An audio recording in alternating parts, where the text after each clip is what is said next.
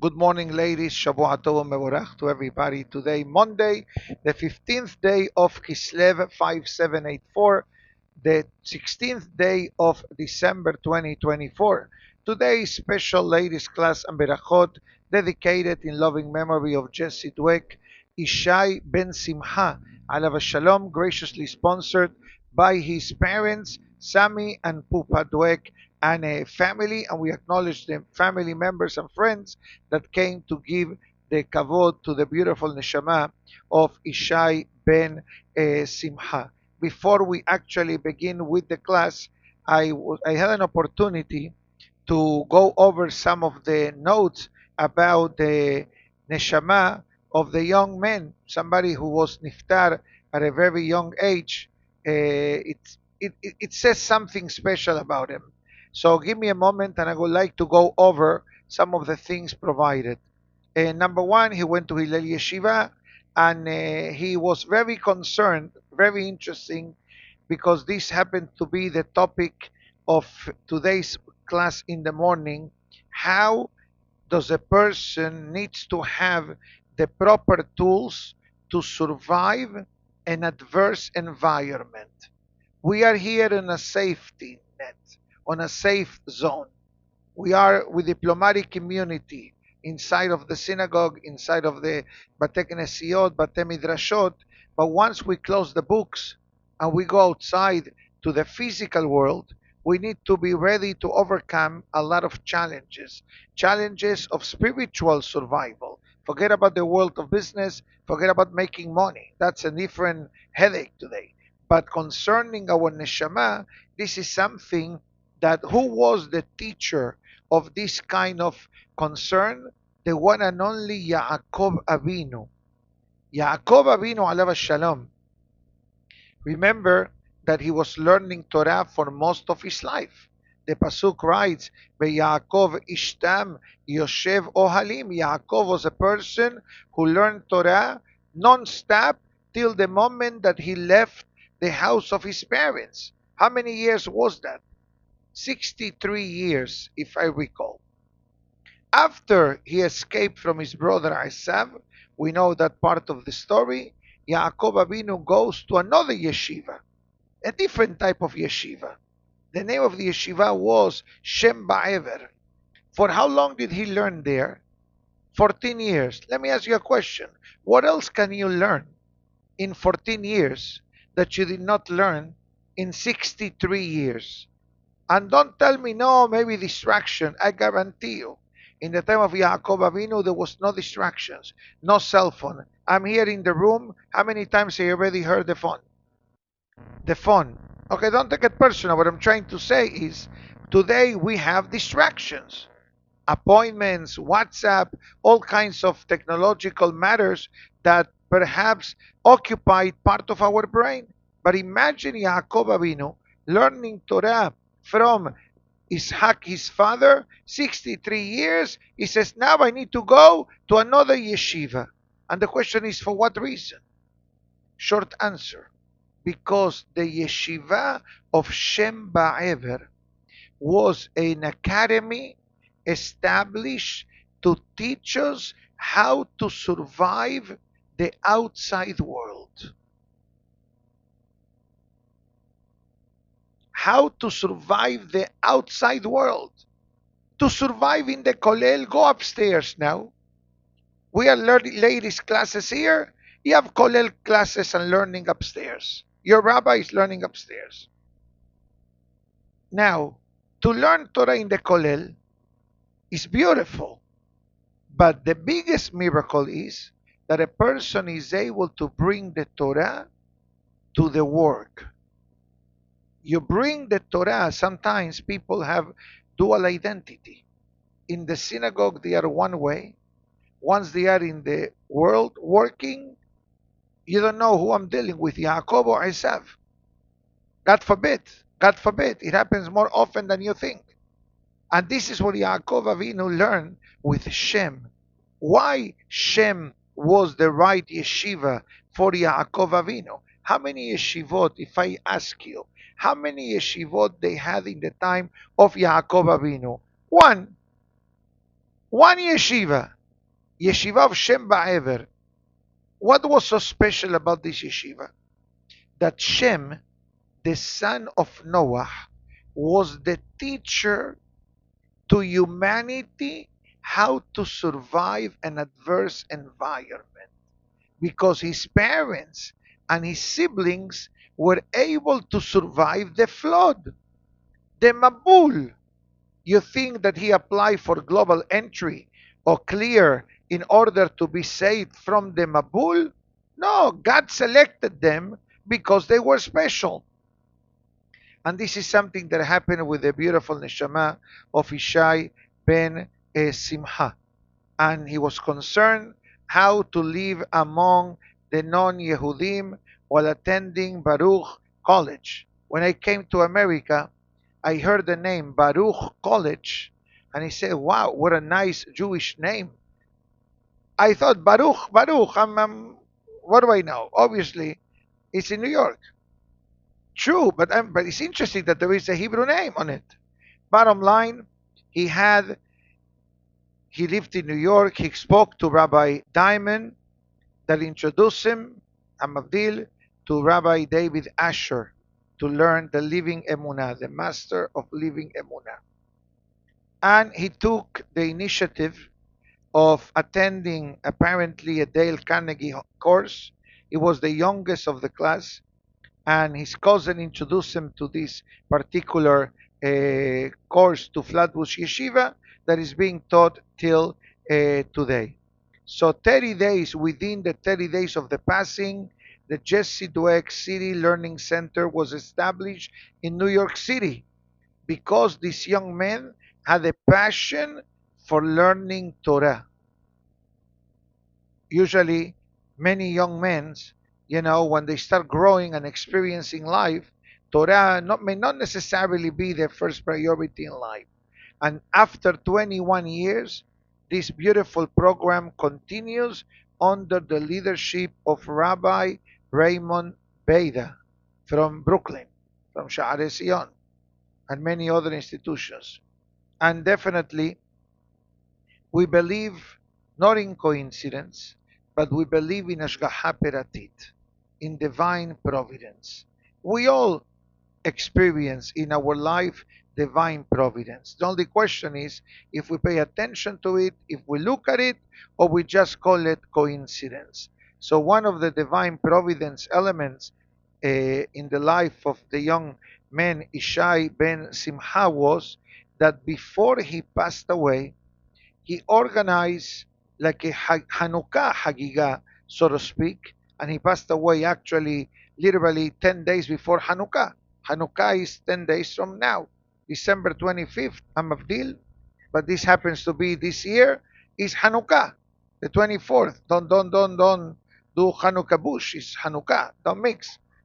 No, somebody asked me, Rabbi, how is it possible that Hanukkah and the celebration of the Goim happens to be on the same night? I don't know.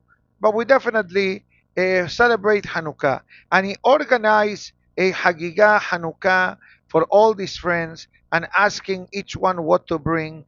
And guess what? After 21 years, this pre-Hanukkah celebration continues alive and well in different houses and all sharing great moments about the young life of Ishai ben Simcha alav shalom. And he had a very peculiar middah. Middah, as we know, literally means a character trait. The famous Mishnah we learned many years back, right in the beginning of Pirke Avot, that it says that a person must become a student of Aharon Kohen, which is very strange because usually when we speak about a teacher, is Moshe Rabbenu. We don't call Aharon Rabbenu. We don't call Aharon our teacher. But in this Mishnah, the Mishnah says, if you do the following, you earn the title student of Aharon Kohen. Can you imagine? They ask you, who is your teacher? Aharon Kohen. And the Mishnah writes, Ohev Shalom, loves peace. Next box, Rodef Shalom, pursues peace. Who doesn't love peace?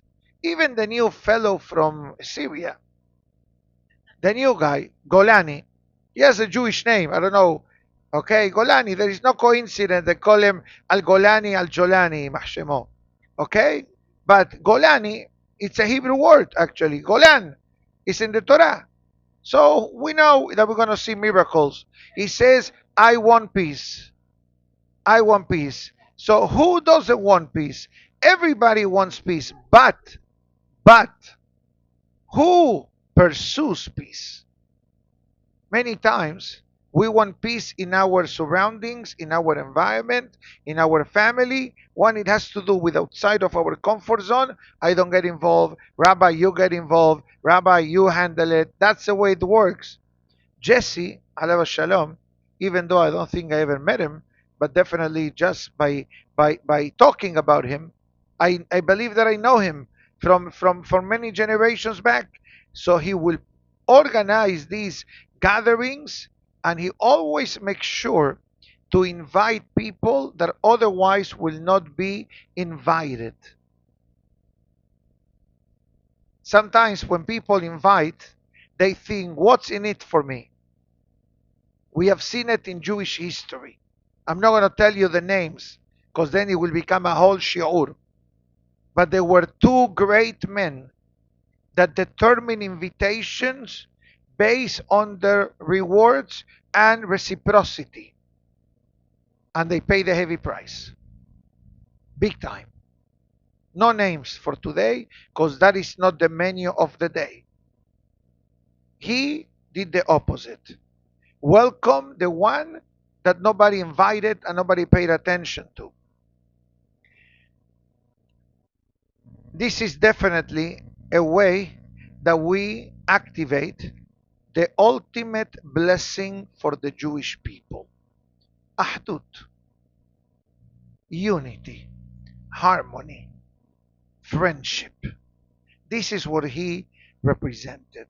And Be'ezat Hashem, let us learn from, even though, if I recall correctly, he passed away at a very young age, right? How many? 18. High. Oh, the Mishnah writes that life is all about quality and not quantity. Life is all about quantity, quality rather instead of quantity. Because sometimes the Gemara says that you have a kupa, you have a kupa, a pushka, you have a kushpa behind you, right? Can you shake it a bit for me? Thank you. That's exactly what the Gemara says. It has three coins, makes a lot of noise. And what will be if the kupa is full to the top? Nothing, no noise. It's all about the quality, not about the quantity. You can have two coins that make a lot of noise or $2 bills that make no noise, but is definitely greater. So here at on that to the berachot that everybody will say and the words of Torah. And since we're learning Mishnayot, what better gift to the neshama like Mishnah? That's the reason why you learn Mishnayot. When God forbid somebody passes away, you learn Mishnah. Why? Because there is no better learning to the soul like the Mishnah. Why? Because Mishnah and Neshama are the same letters. Mishnah, Mem Shin Nun He, Neshama, Nun Shin Mem He. Now, let's continue with our weekly learning of the Pirke Avot. So for those that were here last week, we discussed the 10 miracles that happened during the time of the Bet HaMikdash, and we hope and pray, like Hanukkah celebration is about the reinauguration of the Bet HaMikdash, let it be the will of HaKadosh Baruch Hu that this month of Kislev and the upcoming holiday of Hanukkah also becomes the famous inauguration of the third and final Bet HaMikdash. Amen. Now, I'm going to review very quickly the last three of them that we left, I believe, or four of them pending from last week's class. So the Mishnah says very clearly, עשרה ניסים נעשו לאבותינו בבית המקדש. You're welcome to follow this Mishnah on page 71. Actually, you got books? You got plenty of books, right? Wonderful. 10 miracles. I'm going to go very quickly and we'll concentrate in the last three of them. Page 71, 10 miracles were performed to our ancestors in the Beit HaMikdash. Lo ipila isha mereach hakodesh. Women did not miscarry because of the aroma of the meat of the korbanot. Velo isriach beser hakodesh me'olam, and the meat never became spoiled, so to speak, from the sacrifices ever. Velo nir'ah zevu bebet hamikdash, and there were no flies seen in the place of where they butchered the meat. Velo irakeri la kohen gadol b'yom kippurim, and the kohen gadol did not experience any level of physical impurity in Yom Kippur. Velo chabu geshamim esh shel atzei ha'ma'aracha, and the fire was never extinguished, so to speak, by the rain on the mizbeach on the outside. Velo nitzecha haruach et amudei hashan, the wind did not disperse the column of the smoke from the mizbeach. Velo nimtza pisul ba'omer ubishtei halechem ublechem hapanim, there was no any kind of blemish or disqualification in the offering of the Omer, the two breads and the bread of the Bet HaMikdash that was replaced every Friday. Omdim sefufim u'mishtahavim revachim, they will stand literally crowded shoulder to shoulder, u'mishtahavim revachim, but when they prostrated themselves in the day specifically of Yom Kippur, revachim was in an ample space. And it says there was no injury caused by a serpent or a scorpion in Jerusalem ever. And no one ever said to the friend, Sarli hamakom she'alin b'Yerushalayim. Is sufficient for me, yani there is no hotel availability in Jerusalem during the time of the Beit HaMikdash. Each and every one, the Wi-Fi is playing again. It is.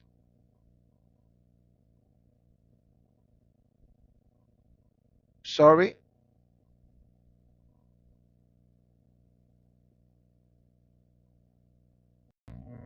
Okay, Baruch Hashem, we are back. So if you follow very quickly the literal translation of these miracles, we definitely are able to see Hashem's love and compassion upon the Jewish people. So I'd like to go very quickly in the final three ones, when the Torah talks about the Mishnah, rather, Omdim Sefufim Umishtahavim Revachim. This happens to be basically on the day of Yom Kippur. Not only that, the Rabbeinu of Aventura says very clearly that the amount of people that came to the Beit HaMikdash besides Yom Kippur, there is a mitzvah say from the Torah to come up to Yerushalayim, Pesach, Shavuot, and Sukkot. Even today, many opinions says that whoever has the opportunity of spending the holidays in Yerushalayim is a great zechut. The halacha goes even further to say that if a person owns an apartment in Jerusalem and you go Pesach, Shavuot, and Sukkot, you do 1 day of Yom Tov. Okay, B'ezrat Hashem, I bless you that Hashem gives you the opportunity to purchase a piece of property in Eretz Israel, specifically in Yerushalayim, Eir HaKodesh. You know why? Because sooner or later, we are going to be there. The question is, if we're coming as aliens, illegal aliens, or we coming as full-time residents? Amen.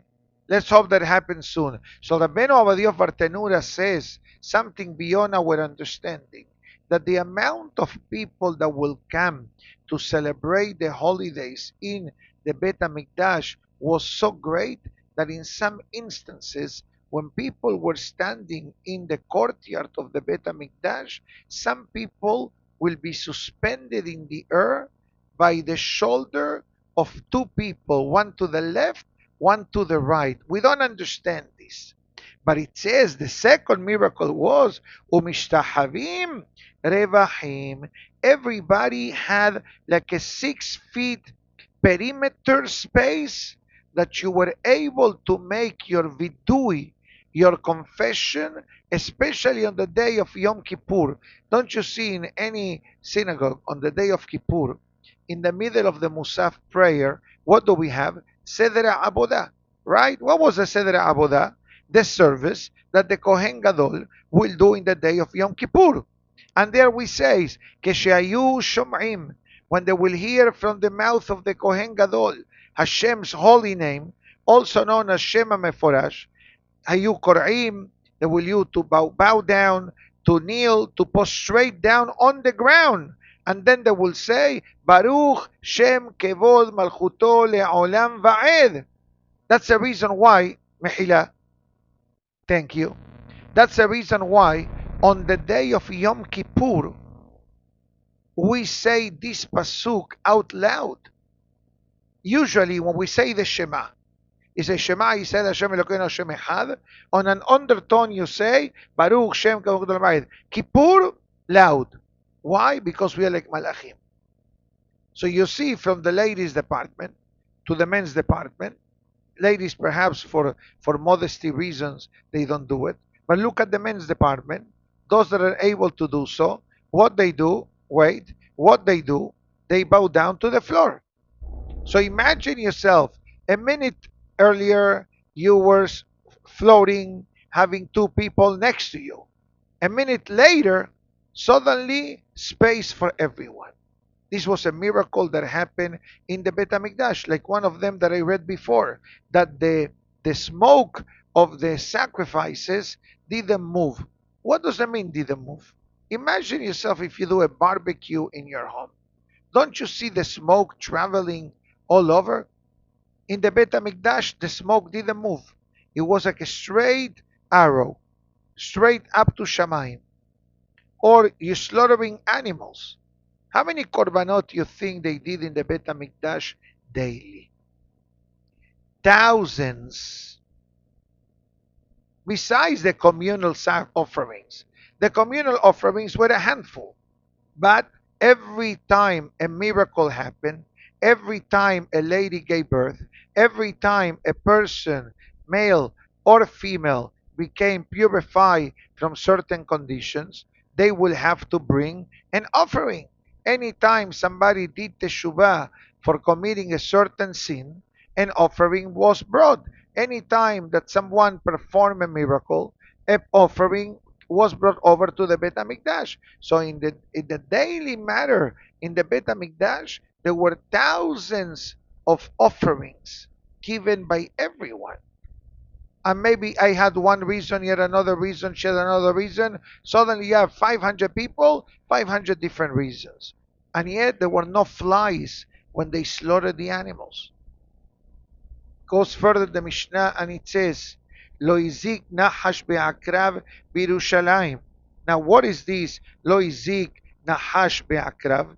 The Meiri explains that because in the area of Yerushalayim is also an area of mountains, the way King David says, I don't have it here, but David HaMelech says in the book of Tehillim, Yerushalayim harim saviv laha, v'Hashem saviv le'amo. The city of Yerushalayim. You ever go to Yerushalayim? What do you see?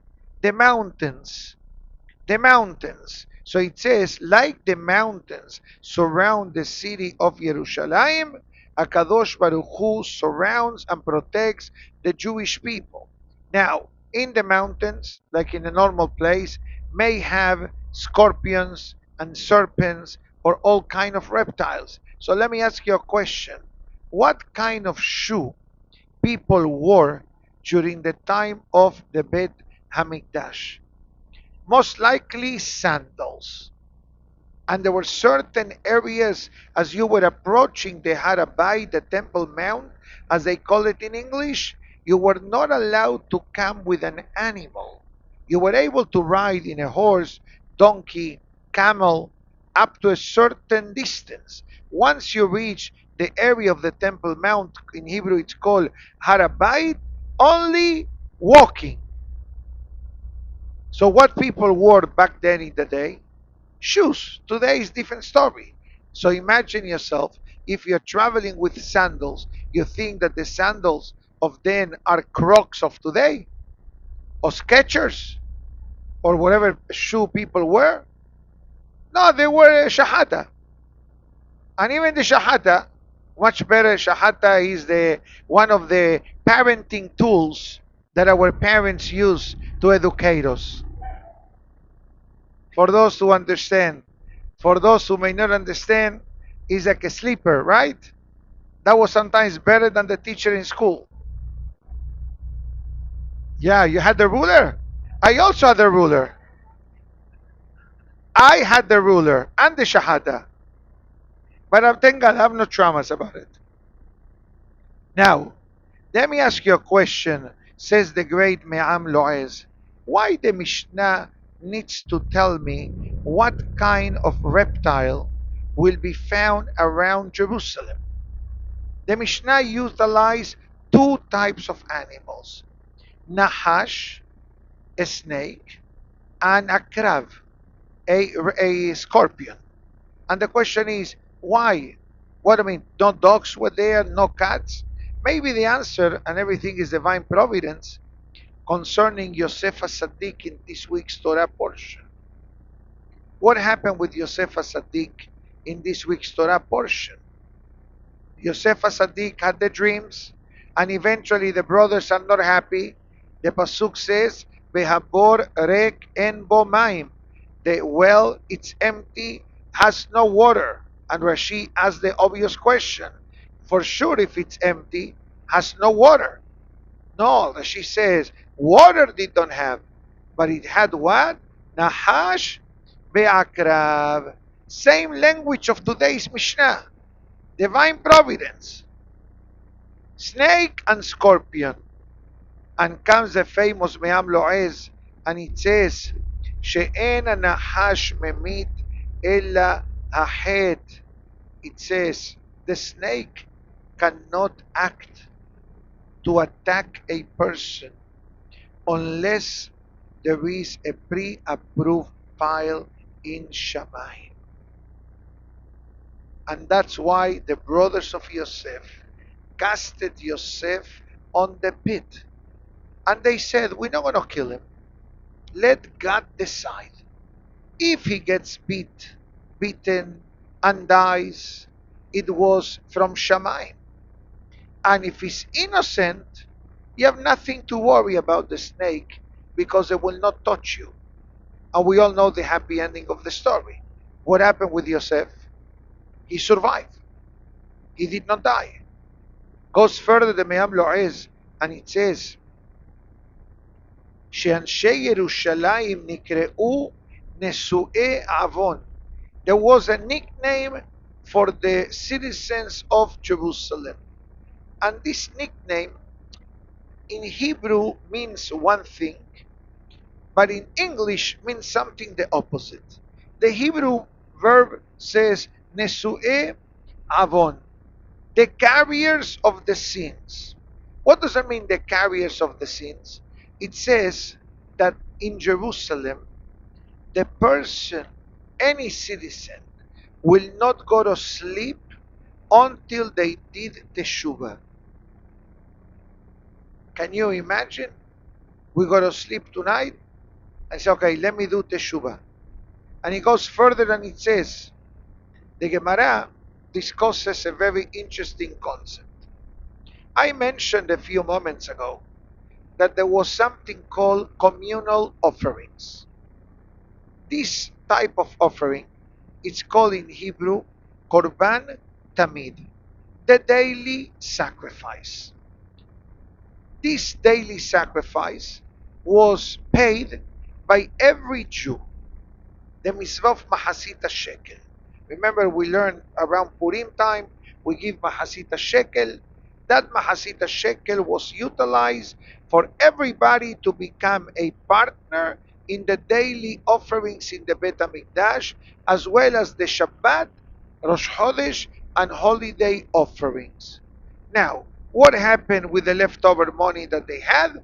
If they had leftover money after purchasing all the animals required for the entire Jewish calendar, the leftover money was utilized to upkeep the Bet HaMikdash, plumbing, drainage, painting, flooring, all these matters that, imagine, when you deal with thousands upon thousands of people on a daily basis, you're going to have a maintenance department that handles the cleaning of the Bet HaMikdash. The Pasuk writes, את הכבש האחד תעשה בבוקר, ואת הכבש השני תעשה בין הערביים. There were two types of sacrifice, the morning sacrifice and the afternoon sacrifice. And the question is, why was there a need to have two sacrifices a day? Do once a day, خلاص. Short answer, the offering of the morning will atone the sins of the nighttime, and the offerings of the afternoon will atone for the sins of the daytime. So we never went more than 12 hours with a carry on negative balance of our Averot. And it goes further and it says that this idea, it says the following.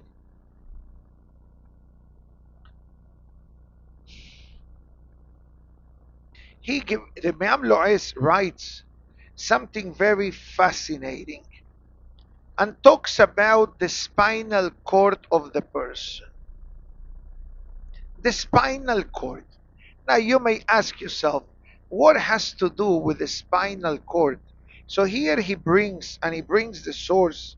The Maharam Shif says, quoting in Gemara Berachot, that the spinal cord of the person can be handled properly, painless and pain-free, if the person bows down when it comes to the prayer of Modim in the Amidah. Because what do we do in Modim? We bow down, not to the floor, halfway. So it says doing that keeps the alignment of the spinal cord in the proper direction.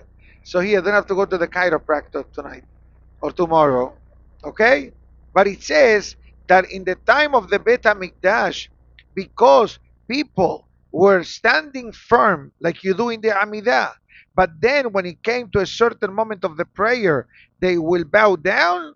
So this blocked the snakes of becoming activated, because the spinal cord of the person represents the snake. You ever ask yourself why the medical health has the snake symbol? Now you know. The snake can kill, or the opposite. Hence, the antidote of a snake bite is from where? The venom is from the snake. That's what happened. The Gemara says that there was a synagogue that outside of the knis used to be like a certain reptile coming out. Every time somebody will go to the knis, the reptile will come out and attack, until they informed Rabbi Hanina ben Dosa. And they said to Rabbi Hanina ben Dosa, Hacham, look, every time people want to come into the knis, there is this reptile coming out. He says, show me. There was a hole on the ground. Rabbi Hanina ben Dosa put his feet, the snake came out, beat Rabbi Hanina ben Dosa, and he survived. And the animal died. The reptile, the snake died. So upon that, Rabbi Hanina ben Dosa says, the snake doesn't kill. The sin kills. And that came from the brothers of Yosef in this week's today's parashat Vayeshev. The last miracle that the Mishnah discusses is Lo amar Adam lahavero. Never a person said to the friend, Sarli hamakom she'alin b'Yerushalayim. insufficient for me is the space to stay overnight in Jerusalem. It's like you call a hotel and they tell you no availability. It did happen, unfortunately, after October 7, that many hotels, especially in the north, closed down because many, for obvious reasons, but many people that were regretfully removed from the north, they all came to Jerusalem, and therefore many hotels did become hotels, temporary hotels, for the thousands upon thousands. In Hebrew, I think they call them penuim.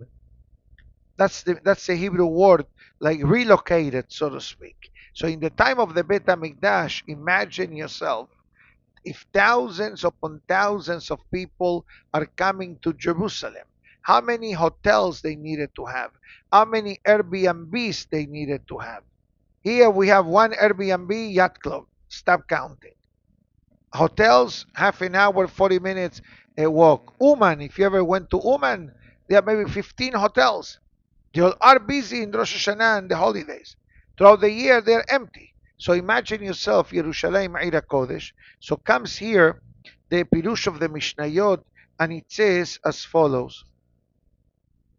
It says, Rashi explains that what is one of the biggest challenges that we are experiencing today, besides the situation in Eretz Israel?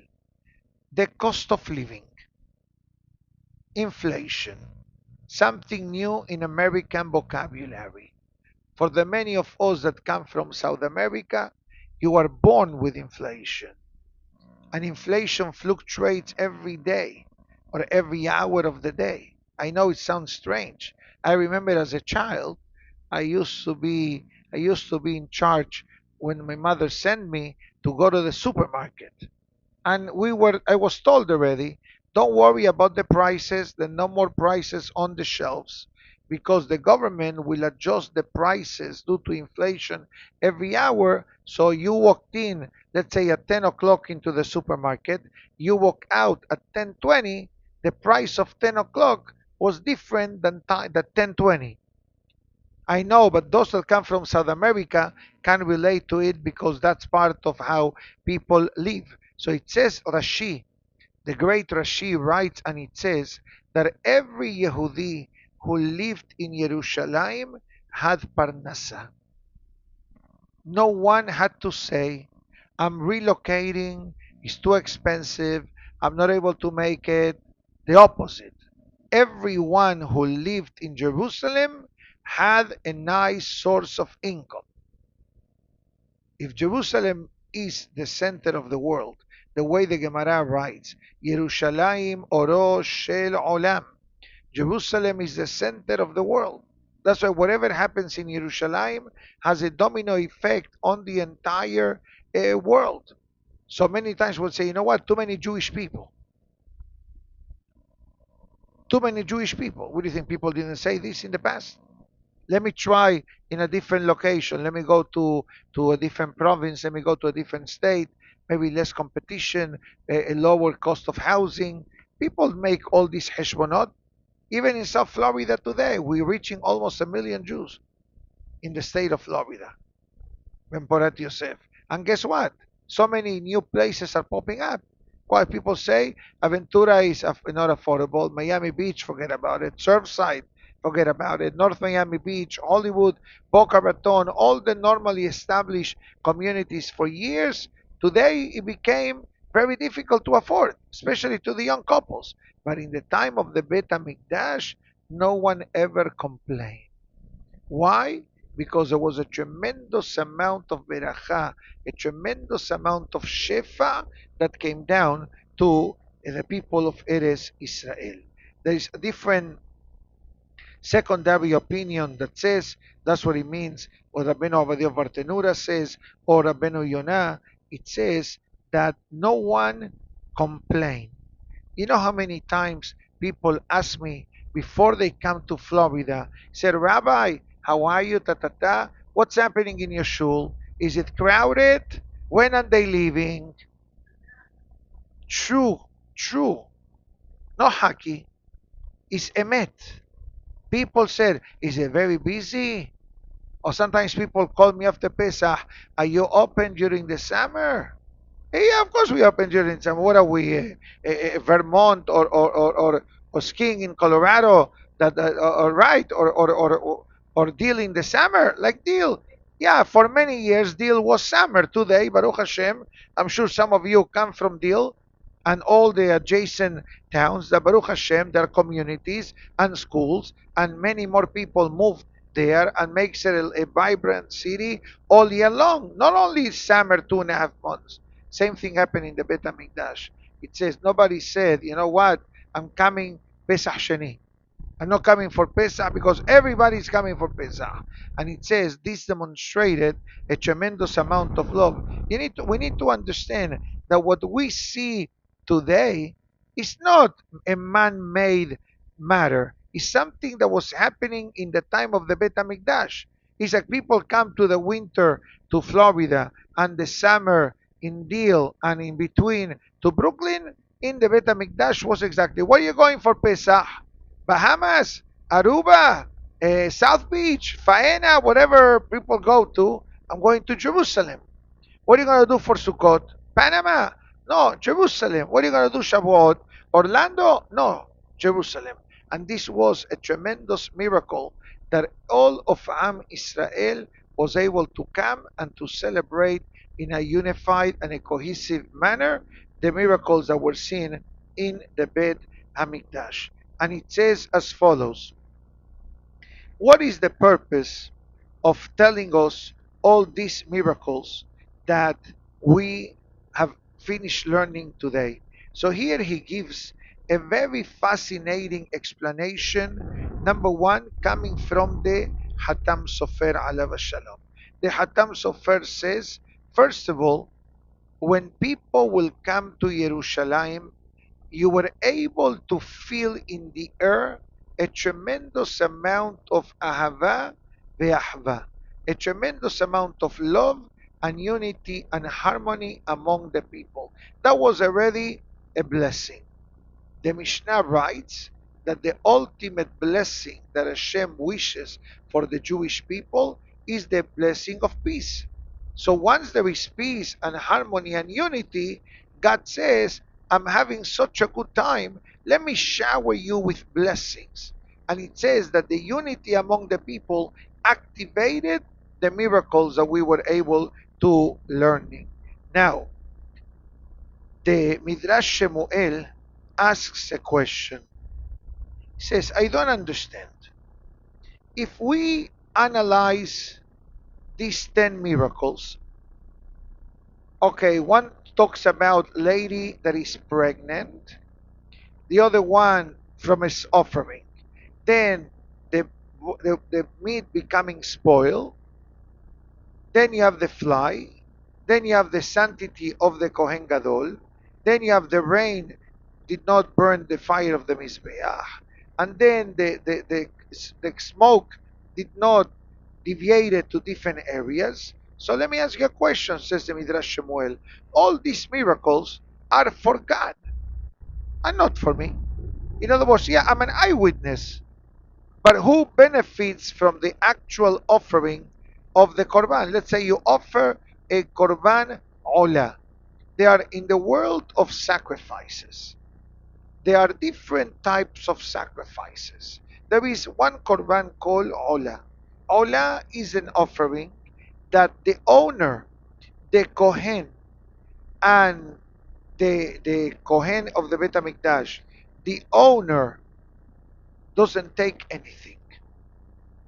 It's an entire offering to Akadosh Baruch Hu. When you're bringing Korban Olah, the entire offering to Akadosh Baruch Hu. Then you have another Korban, Shelamim.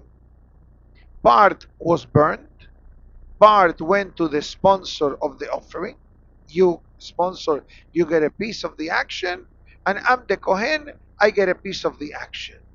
So it says, if all these matters of the nature of the Bet HaMikdash are for a godly purpose and a godly reason, okay, for example, another miracle was that the bread of the Bet HaMikdash never got damaged. What does it mean? The bread of the Bet HaMikdash never got damaged. Last week we learned that they used to have in the Bet HaMikdash, is a pasuk in the Torah, the shulchan, the table.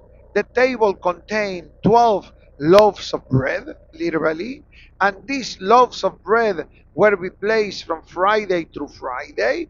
And one of the miracles was that the same temperature that the bread had when it was taken out of the oven to put on the table of the Bet HaMikdash was the same temperature a week later that the bread had. So can you imagine the bread remained warm for an entire week? So what was the purpose of all these miracles? Because at the end of the day, the Mishnah opening statement says, Asara nisim na'asu la'avotenu. They were made for our forefathers. So it says as follows, that all these miracles were done not for our fathers or in honor of our fathers. It says that these miracles were done to inspire the neshama of every Jew that came in close contact with the Shekhinah upon the visiting to the Bet HaMikdash. It's like somebody goes to Eretz Israel. We said this in the past. How do you feel when you come from Eretz Israel? You arrive from Eretz Israel. How do you feel? Very happy, very excited. You come back and you say, forget about it. I'm moving. I'm moving. That is the first thing that people say the first day they arrive from Israel. Wonderful, I'm moving to Israel. What happens 3 days later? It's very nice for vacation. And then 2 weeks later, what do you say? Forget about it. How can people live with missiles left to right? Guess what? You know how many thousands of our brothers and sisters live through missiles?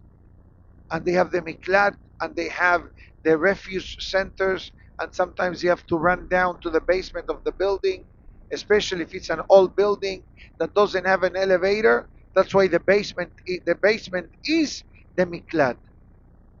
If your apartment is newer, you have a designated room. But if your apartment is old, two things. The miklat is on the basement, and most likely you have no elevator. Right? And you gotta run. And then you ask yourself, what are you doing there? Move. The Mishnah says, because moving for many people is not an option. Not because of finances, because of spiritual connection to the land of Eretz Israel. But I have some good news to tell you. Besides that Mashiach is on the way, obviously. But at this moment, the Zohar Kadosh writes that when we are learning Torah together, the room of prayer and the room of Torah class carries the holiness of Eretz Israel. So if somebody asks you, where were you? I called you between 11 and 12.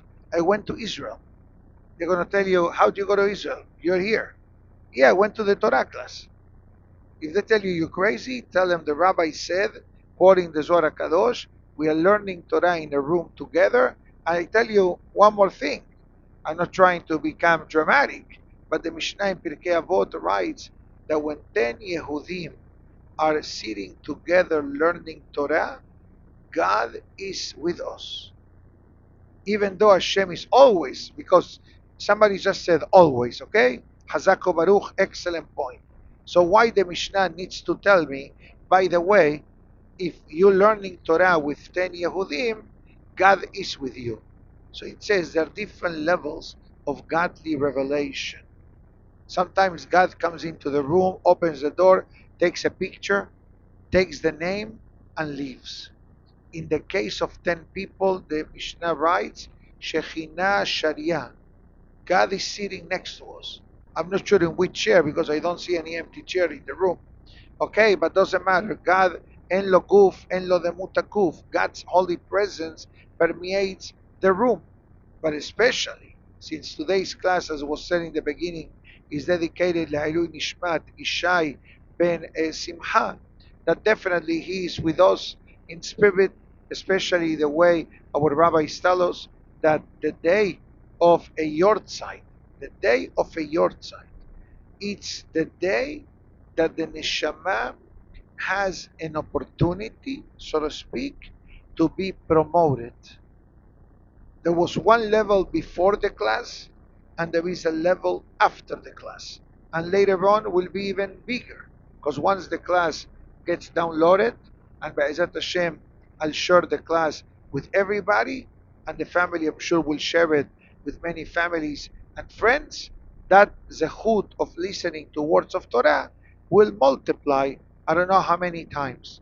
I don't want to throw in numbers, because I don't know exact numbers, but I'll tell you one thing, that the neshama of Ishai ben Simcha, it's being elevated as we speak. Since we have berachot on top of that, so please, personally requesting, say berachot la'ilui nishmat Ishai ben Simcha. May his neshama have an aliyah in Gan Eden. May the family be consoled and may remember only good things. And Be'ezat Hashem, we'll see him soon upon Mashiach's arrival. B'meira v'yamenu. Amen. Shavua tov and mevorach to everybody.